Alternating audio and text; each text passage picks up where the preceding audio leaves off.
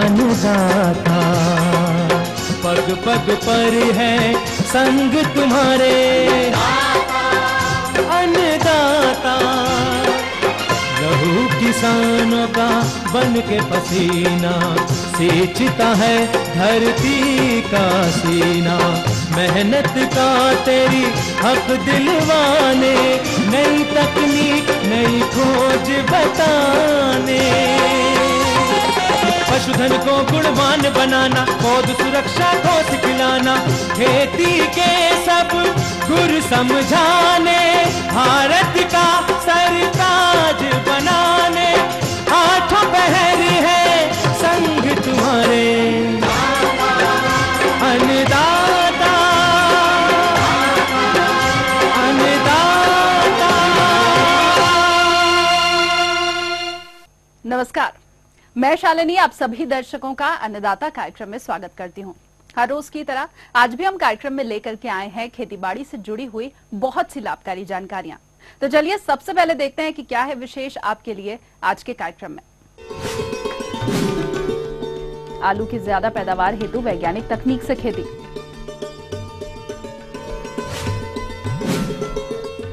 अधिक उपज के लिए सरसों की वैज्ञानिक तरीके से बुआई। दुधारू पशुओं में अफरा की समस्या और इसके निदान पर जानकारी।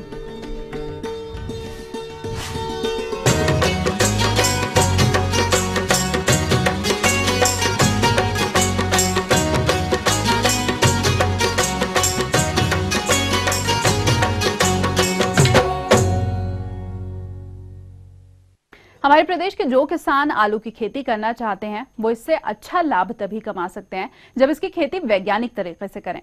तो आलू की खेती के लिए कौन कौन से किस्मों का चुनाव करें तथा बुआई किस प्रकार से करें, इसकी जानकारी दे रहे हैं कृषि विज्ञान केंद्र कालूखेड़ा, जिला रतलाम के वैज्ञानिक डॉक्टर मंजुल पांडे।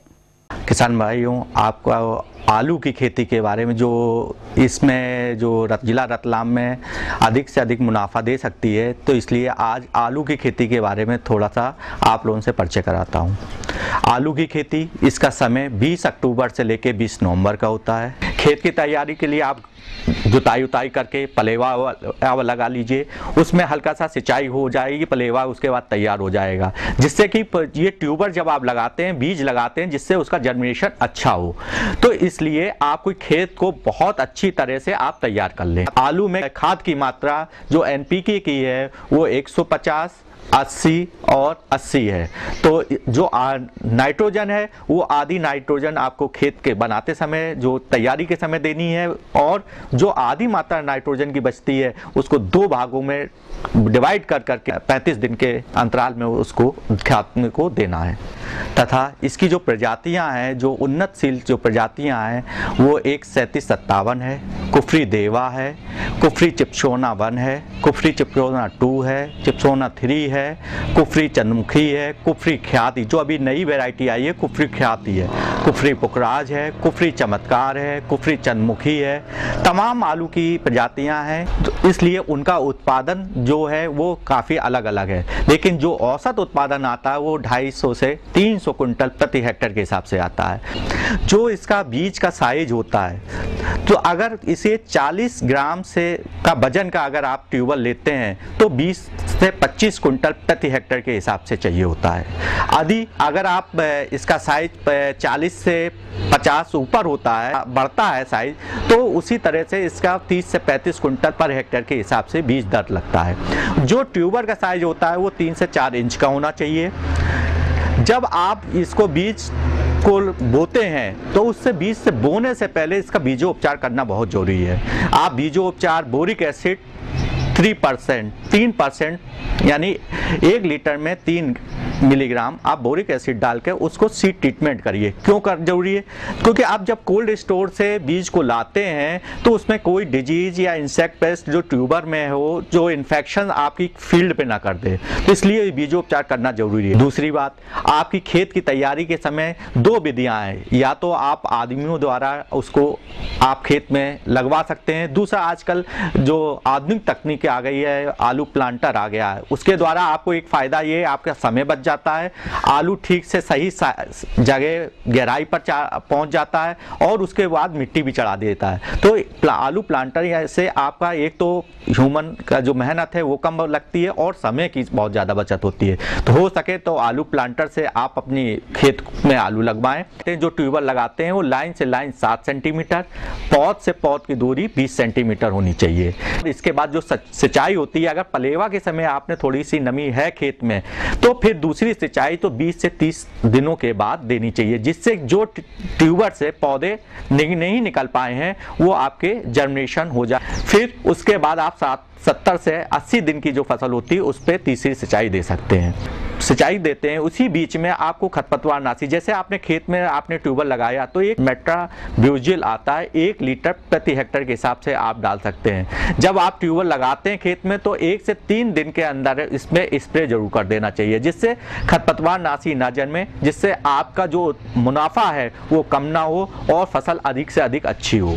इस आलू की खेती से आपको अधिक से अधिक मुनाफा हो, इस तरह से आपकी फसल बहुत अच्छी होगी और आपको अधिक से अधिक मुनाफा मिलेगा। तो ये थी कुछ उपयोगी जानकारियां। अब लेंगे एक छोटा सा ब्रेक, जल्द हाजिर होंगे।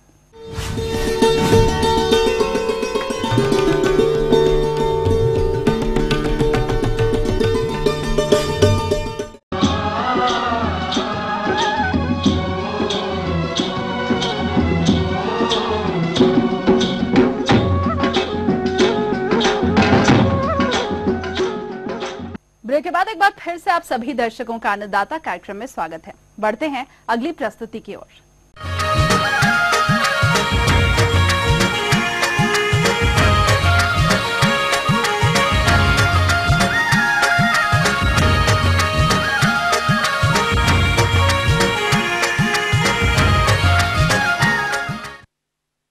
खरीफ फसलों की कटाई के बाद प्रदेश के ज्यादातर किसान रबी फसलों की बुआई के कार्य में व्यस्त होंगे और जो किसान सरसों की खेती करना चाहते हैं वो इससे अधिक उपज तभी ले सकते हैं जब अधिक उपज देने वाली किस्मों के बीज का चुनाव किया जाए, साथ ही इसकी खेती वैज्ञानिक तरीके से की जाए। तो सरसों की खेती वैज्ञानिक तरीके से कैसे करें, इसकी जानकारी दे रहे हैं कृषि महाविद्यालय इंदौर के वैज्ञानिक डॉक्टर एस.सी. तिवारी। जैसा कि अभी आप जानते हैं, आप लोगों ने सभी ने सोयाबीन की फसल काट ली है और अभी जो हमारे पास नमी है भूमि में उसका उपयोग करना है हमें। जिन किसानों के पास पानी की कमी है उनको खास करके जो संचित नमी के आधार पर ही अपनी रबी की फसल लेना है। तो इसके लिए जो मुख्य फसलें हैं रबी में लेने के लिए, तो सबसे उचित जो समय है अभी बोने का वो है सरसों का। आप जानते हैं किसान भाई कि सरसों भी कम पानी में हो जाती है, ज़्यादा से ज़्यादा 2 पानी की आवश्यकता होती है और अगर समय पर बो दिया जाता है तो केवल 1 पानी में भी इसका अच्छा उत्पादन प्राप्त किया जा सकता है। आइए बात करते हैं इसकी खेती पर। तो इसके अंतर्गत सर्वप्रथम बात आती है खेत की तैयारी। खेत की पहली जुताई मिट्टी पलटने वाले हल से करके बाद में पाटा लगाकर खेत को भुरभुरा बना लेना चाहिए। यदि खेत में नमी की कमी हो तो पलेवा करके तैयार करना चाहिए। ट्रैक्टर चालित रोटावेटर द्वारा एक बार में ही खेत की अच्छी तैयारी की जा सकती है और इससे खेत की तैयारी में आने वाले लागत में कमी की जा सकती है। इनकी जो उन्नत जातियां हैं, जो नई जातियां हम देख रहे हैं अभी, वो एक आती है हमारी जवाहर सरसों 1 और जवाहर सरसों 3। इसके अलावा 2 जातियां और हैं हमारे पास, एक पूसा बोल्ड करके जाति आती है और एक वरुणा है। ये जातियां जो हैं हमारी सरसों की बहुत अच्छी जातियां हैं। इन 4 जातियों का ही उपयोग करें और बीज की मात्रा का बहुत ध्यान रखें कि कितनी मात्रा डालना है। सरसों में ज़्यादातर क्या होता है, ज़्यादा बीज डाल देने पे दिक्कत होती है। तो इसमें जो है अनुशंसित मात्रा में ही बीज की मात्रा भी हमें डालनी पड़ेगी और इनका जो बीज है वो 5 किलोग्राम प्रति हेक्टेयर के हिसाब से लगता है, यानी 1 से 1.25 किलो, 1.25 से 1.5 किलो ज़्यादा से ज़्यादा हम देखें प्रति बीघा के हिसाब से बीज लगेगा इसका। लेकिन यहाँ ध्यान रखने की एक चीज़ और ज़रूरी है कि जो भी किसान भाई बुआई करते हैं, सोइंग करते हैं, उसके पहले वो बीज उपचार अवश्य करें, कि बीज उपचार अगर नहीं करेंगे तो हम जो है अपनी फसल को नुकसान पहुंचा सकते हैं। और बीज उपचार के बाद अगर हम बोते हैं तो निश्चित रूप से जो हमारी बीमारियां आने वाली हैं फसल में उनका 90 से 95% तक हम रोकथाम कर सकते हैं। बीज उपचार के लिए कार्बेंडाजिम या थायरम जो आता है वो 2 ग्राम प्रति किलोग्राम बीज के हिसाब से हमें लगाना चाहिए। तो ये बीज उपचार हो जाएगा। बीज उपचार के बाद हमें फसल में जो है बोना है। बुआई देसी हल के पीछे उतले कुनों में 45 सेंटीमीटर की दूरी पर करना चाहिए। बुआई के बाद बीज ढकने के लिए हल्का पाटा अवश्य लगा देना चाहिए। किसान भाई राई की बुआई हेतु मस्टर्ड सीड ड्रिल का भी प्रयोग कर सकते हैं। बुआई के 2 दिन के अंदर रासायनिक विधि से खरपतवार नियंत्रण हेतु पेंडिमेथिलिन 30 EC दवा 3.3 लीटर मात्रा प्रति हेक्टेयर के दर से 800 से 1000 लीटर पानी में घोल बनाकर समान रूप से छिड़काव करना चाहिए। बुआई के 15 से 20 दिनों के अंदर घने पौधों को निकालकर उनके आपस की दूरी 15 सेंटीमीटर कर देना चाहिए। खरपतवार नष्ट करने के लिए एक निराई गुड़ाई प्रथम सिंचाई के उपरांत एवं दूसरी सिंचाई के बाद दूसरी निराई गुड़ाई करनी चाहिए। इसमें खाद कितनी डालना है, अनुशंसित मात्रा में खाद का भी उपयोग करना पड़ेगा हमें। जो खादें डालना है जैसे नाइट्रोजन 60 किलो, स्फोर 30 किलो और पोटास 20 किलो, साथ में जिंक सल्फेट जो है 25 से 30 किलो प्रति हेक्टेयर के मान से उसमें अगर डालेंगे तो निश्चित रूप से हम अधिक से अधिक उत्पादन प्राप्त कर पाएंगे और लाभ प्राप्त कर पाएंगे। और सिंचाई जो करना है जब फलियां लगने लगती हैं, फूल आने के बाद, उस समय इसमें सिंचाई अगर एक मिल जाती है, जब दाना भरता रहता है तो निश्चित रूप से उत्पादन में 25 से 30% तक वृद्धि हो जाती है। समय समय पर कीड़ों के प्रयोग उससे भी प्रकोप से भी इनको रोकना है, तो कीड़ों का प्रकोप का उपाय हम करेंगे। बीमारियों का बीज उपचार के समय हम उपाय कर लेंगे। समय पर हम अच्छी जातियों का उपयोग करें, खाद जो है हम उचित मात्रा में दें और सिंचाई समय पर कर लें, तो निश्चित रूप से हम अच्छे से अच्छा उत्पादन प्राप्त कर पाएंगे। आगे और भी है कुछ रोचक जानकारियां, पर यहाँ पर रुकेंगे। एक और कमर्शियल ब्रेक के लिए जल्द हाजिर होंगे।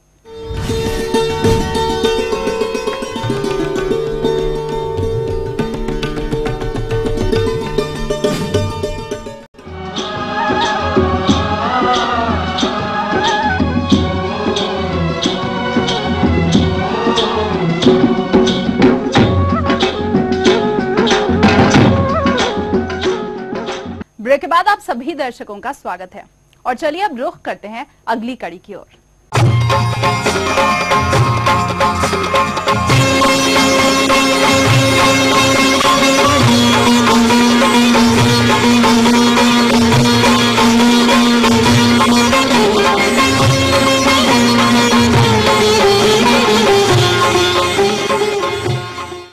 हमारे बहुत से किसान भाई खेती के साथ साथ दुधारू पशुओं का पालन भी करते हैं, जिनमें कभी कभी अफरा की समस्या देखने को मिलती है। अतः इस समस्या से बचाव हेतु उन्हें किन किन बातों का ख्याल रखना जरूरी है, इस विषय पर जानकारी हेतु हमारे संवाददाता ने संपर्क किया एक विषय विशेषज्ञ डॉक्टर विकास जायसवाल से। किसान भाइयों, जैसा कि आप जान रहे हैं कि ठंडक का मौसम आने वाला है, तो इसी से रिलेटेड मैं एक समस्या अफारा अक्सर होते रहते हैं, उसके बारे में ही बताऊंगा। तो किसान भाइयों, अफारा किसे कहते हैं? किसी भी प्रकार की गैस का जानवर के पेट में भर जाने की प्रक्रिया को अफारा कहते हैं। किसान भाइयों, जैसा कि हम सभी जानते हैं, ये हरा चारा खाने वाले जो पशु होते हैं, गाय, भैंस, भेड़, बकरी, इनके 4 पेट होते हैं। तो प्रथम पेट जिसे रूमेन कहते हैं, जानवर पहले चारे को इसी पेट में भर लेता है और इसके बाद फिर इसे निकाल कर जुगाली करता है और पुनः पचाता है। इस पचाने की प्रक्रिया के लिए जानवर के प्रथम पेट रूमेन में अरबों खरबों की संख्या में जीवाणु एवं प्रोटोजोआ होते हैं। तो ये जीवाणु एवं प्रोटोजोआ पचाने का कार्य करते हैं। इस पचाने की प्रक्रिया में किसान भाइयों गैस का भी बहुत उत्पादन होता है, लेकिन अगर ग्रास नली में कोई अवरोध ना हो या फिर गैस मुक्त अवस्था में हो तो डकार के द्वारा यह गैस निकल जाती है। लेकिन किसी कारणवश अगर यह गैस नहीं निकल पाती है और जानवर के पेट में बनी रहती है तो जो रोग जन्म लेता है, इसको हम कहते हैं अफारा। तो किसान भाइयों, मैं आपको बताना चाहूँगा कि अफारा 2 प्रकार का होता है। पहला तो फेन अफारा और दूसरा मुक्त गैस अफारा। तो सबसे पहले मैं फेन अफारा के बारे में आपको बताऊंगा। दरअसल फेन अफारा में जो गैस होती है जानवर के पेट में, ये बुलबुलों में कैद होती है और बुलबुलों में कैद होने के कारण ये डकार के द्वारा बाहर नहीं निकल पाती, जिससे कि फेन अफारा डेवलप हो जाता है। तो किसान भाइयों, फेन अफारा बनाने के लिए जो दलहनी फसलें हैं जैसे बरसीम आदि का विशेष योगदान है, जिनमें ज़्यादा प्रोटीन होता है। दूसरी बात, कभी कभी जब हम सांद्रा आहार बहुत महीन पिसा हुआ खिलाते हैं तो इनको पचाने के लिए जब सूक्ष्म जीवाणु बहुत अधिक गैस का उत्पादन करते हैं, तेजी से इसे पचाते हैं, तो उस प्रक्रिया में श्लेष्म का भी उत्पादन करते हैं, जिससे कि ये बुलबुले फूट नहीं पाते और गैस बराबर पेट में बनी रहती है। और कभी कभी ऐसा भी होता है कि ठंडक के सीजन में जो ओस की बूंदें हैं वो गिरी हुई होती हैं और उस समय अगर हम जानवर को चरने के लिए छोड़ देते हैं तो अफारा रोग जन्म ले लेता है और इसकी संभावना बढ़ जाती है। दूसरा किसान भाइयों, मैं आपको बताऊं, जो दूसरा अफारा है यह है मुक्त गैस अफारा।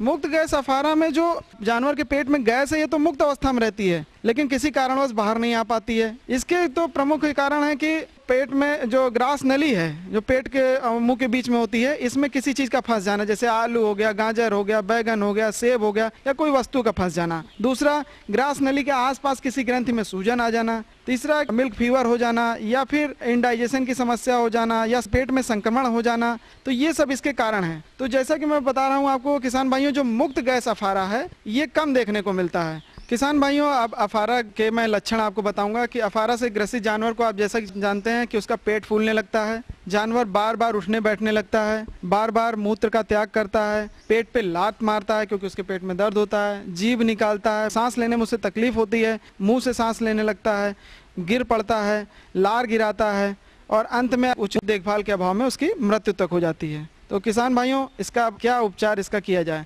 किसान भाइयों, जब शुरुआती स्टेज में होता है यह रोग तो कम घातक होता है। उस समय जानवर को चलाना फिराना चाहिए, थोड़ा सा नमक और हींग ये भी लाभदायक होता है। जानवर के जीभ के नीचे नीम की डंडी बांधने से भी लाभ मिलता है और पशु चिकित्सक की सलाह पे ब्लोटोनिल, ब्लोटोसिल, आफानिल या टिम्पॉल इस टाइप की दवाइयाँ भी दी जा सकती हैं।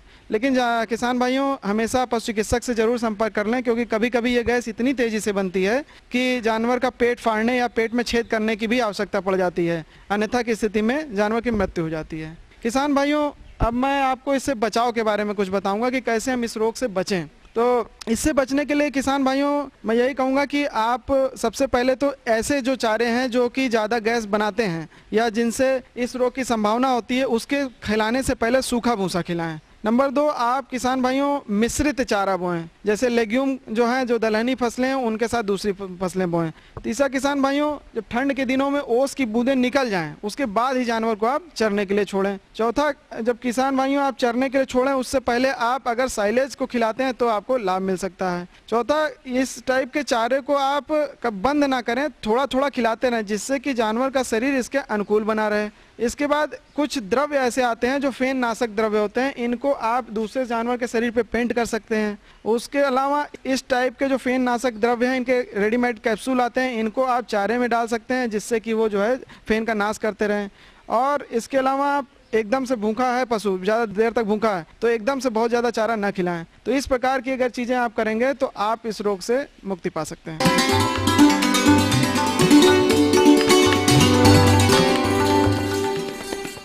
अन्नदाता हेल्पलाइन निशुल्क फोन संपर्क सेवा के माध्यम से आपके द्वारा पूछे गए प्रश्नों में से एक या फिर 2 महत्वपूर्ण प्रश्नों को हम अपने कार्यक्रम में शामिल करते हैं और इसी के तहत आज का चयनित प्रश्न और उसका जवाब इस प्रकार है।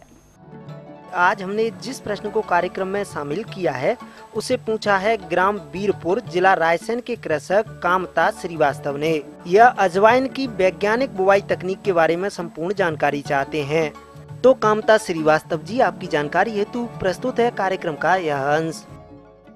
किसान भाइयों, जैसा आप जानते हैं कि अजवाइन एक बीजीय मसाला फसल है और इसकी खेती सर्दी के मौसम में अर्थात रबी मौसम में की जाती है। इसके लिए हमें खेत को अच्छी तरह तैयार करना बहुत आवश्यक होता है। किसान भाइयों, प्रारंभिक तैयारी में चूंकि इसका बीज बहुत महीन होता है, बारीक होता है और अंकुरण यदि खेत पूरी तरह तैयार नहीं है तो प्रभावित होने की संभावना रहती है। इसलिए प्रारंभिक रूप से आप खेत को बहुत अच्छा भुरभुरा बना लें 2 से 3 बार हैरो चलाकर। इसके बाद समतलीकरण करके खेत को समतल कर लें। यदि जिन क्षेत्रों में दीमक की समस्या बहुत अधिक है उन क्षेत्रों में क्यूनाल्फास या मिथाइल पैराथियान पाउडर डस्ट के रूप में जो बाजार में उपलब्ध है उसे हम 25 किलो प्रति हेक्टेयर की दर से भूमि तैयार करते समय खेत के अंदर आवश्यक रूप से मिला लें। इससे भूमिगत कीट विशेष रूप से दीमक के नियंत्रण में प्रभावी सफलता हमें प्राप्त होती है। जीवांश खाद एक विशेष महत्वपूर्ण आदान है बीजीय मसाला फसलों के लिए। तो इसका भी आप ध्यान रखें कि 3 साल में लगभग एक बार कम से कम हमें जीवांश खाद हमारे खेतों में आवश्यक रूप से डालना है।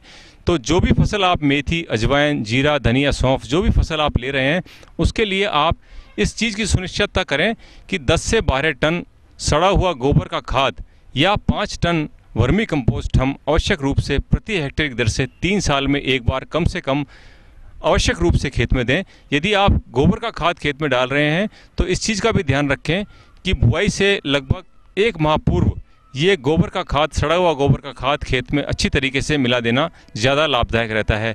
किसान भाइयों, जहाँ तक अच्छी किस्मों का प्रश्न है तो इसमें अजमेर अजवाइन 1, अजमेर अजवाइन 2 दोनों ही बहुत ही बढ़िया किस्में हैं। अजमेर अजवाइन 1 किस्म अपेक्षाकृत लंबी अवधि की है। ये पकाव में लगभग 160 से 165 दिन का समय लेती है और 13 से 14 क्विंटल प्रति हेक्टेयर तक उत्पादन देने में सक्षम है। अजमेर अजवाइन 2 अपेक्षाकृत कम अवधि अर्थात 140 से 145 दिन में पककर तैयार हो जाती है और ये लगभग 13 से 14 क्विंटल प्रति हेक्टेयर उत्पादन देने में सक्षम है। चूंकि अजवाइन की पकाव अवधि लंबी है तो इस चीज का हमें विशेष ध्यान रखना है कि इसकी बुआई हम अक्टूबर माह तक अवश्य कर लें। हालांकि यदि हम अक्टूबर के प्रथम सप्ताह, द्वितीय सप्ताह में इसकी बुआई करते हैं तो इसकी पैदावार हमें अधिक मिलती है। यदि बुआई देरी से की जाएगी तो निश्चित रूप से पैदावार में कमी होने की संभावना बन जाती है। किसान भाइयों, लगभग सिंचित क्षेत्रों में 2.5 से 3 किलो बीज अजवाइन का पर्याप्त होता है। इसकी बुआई अधिकतर छिटकवा विधि से की जाती है। तो खेत को अच्छी तरह तैयार करके बीज को फफूंदीनशी दवा कार्बेंडाजिम 1 ग्राम और थायरम 2 से 2.5 ग्राम प्रति किलो बीज की दर से मिलाकर बीज को उपचारित कर लें। तत्पश्चात छिटकवा विधि से हम इसकी बुआई कर सकते हैं। छिटकवा विधि में एक परेशानी जो आती है वो खरपतवार नियंत्रण की परेशानी आती है। तो किसान भाइयों, इसके लिए शाकनाशी रसायन का भी हम प्रयोग कर सकते हैं। जिस समय आपने अजवाइन की बुआई कर ली, बुआई के तत्पश्चात अंकुरण से पूर्व पानी लगाने के बाद आप ऑक्सीडायर्जिल 60 ग्राम सक्रिय तत्व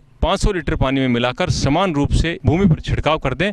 यदि ये उपलब्ध नहीं है तो पेंडिमिथिलिन नामक शाकनाशी का प्रयोग भी हम कर सकते हैं। इसके लिए 750 ग्राम सक्रिय तत्व अर्थात 38% वाला लगभग 2-2.25 लीटर रसायन हमें व्यापारिक काम में लेना है और समान रूप से इसको बुआई के तुरंत बाद और अंकुरण से पहले आप समान रूप से जमीन पर छिड़क दें। इससे दोनों ही तरह के खरपतवारों का प्रभावी नियंत्रण हमें प्राप्त होता है। तत्पश्चात 30 दिन और 60 दिन अर्थात 1 महीने की अवस्था और 2 महीने की अवस्था पर एक बार खेत के अंदर निराई गुड़ाई करना हमारे उत्पादन को बढ़ाने में बहुत सहायक होता है। निराई गुड़ाई से 2 लाभ होते हैं। एक तो जितने भी खरपतवार, अवांछित पौधे खेत में खड़े हैं उनका हम सही तरीके से उस खेत से हटाने की कार्रवाई कर सकते हैं। किसान भाइयों, इन फसलों में सिंचाई का भी हमें विशेष ध्यान रखना पड़ता है। चूँकि अंकुरण कुछ देरी से होता है तो जिन क्षेत्रों में आप अजवाइन की बुआई कर रहे हैं, सूखी अवस्था में आप इसकी बुआई कर लें। तत्पश्चात खेत में पानी लगाएं और 8 से 10 दिन पर पुनः एक बार पानी लगाएं। तत्पश्चात कई क्षेत्रों में ये भी समस्या आ सकती है कि फिर भी अंकुरण पूरा ना हो, तो ऐसी दशाओं के अंदर द्वितीय सिंचाई के बाद 4 से 5 दिन पर एक बार पुनः पानी लगाने की आवश्यकता पड़ सकती है।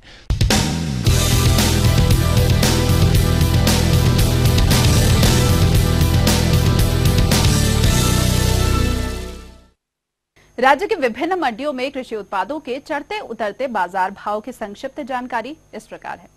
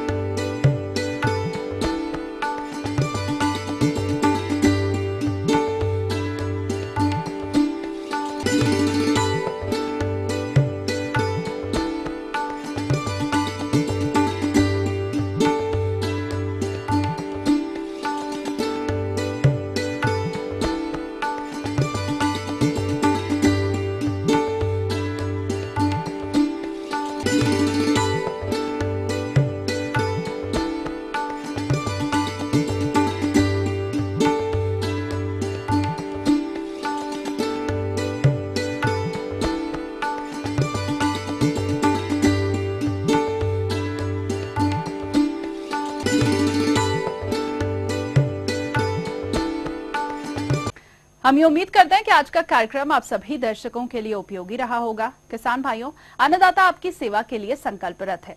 कृषि संबंधित समस्या और सुझावों के लिए आप हमें इस पते पर संपर्क कर सकते हैं। प्रोड्यूसर अन्नदाता, ETV Madhya Pradesh Chhattisgarh, Ramoji film city, Hyderabad 501512। साथ ही आप हमें ईमेल भी कर सकते हैं। हमारा ईमेल आईडी है अन्नदाता mp@etv.co.in। इसके अलावा आप हमें निःशुल्क हेल्पलाइन नंबर 1800-108-4599 पर सोमवार से शनिवार सुबह 10 से शाम 4 बजे के बीच संपर्क कर सकते हैं। और आइए अब देखते हैं कल दिखाए जाने वाले कार्यक्रम की मुख्य झलकियां। मटर के दाने की अधिक उपज के लिए वैज्ञानिक तरीके से खेती। अधिक उपज के लिए इसबगोल की वैज्ञानिक तरीके से खेती पर जानकारी। तो फिलहाल अन्नदाता की पूरी टीम को दीजिए इजाजत। कल फिर से इसी समय आपसे मुलाकात होगी कृषि संबंधित कुछ और रोचक जानकारियों के साथ। नमस्कार।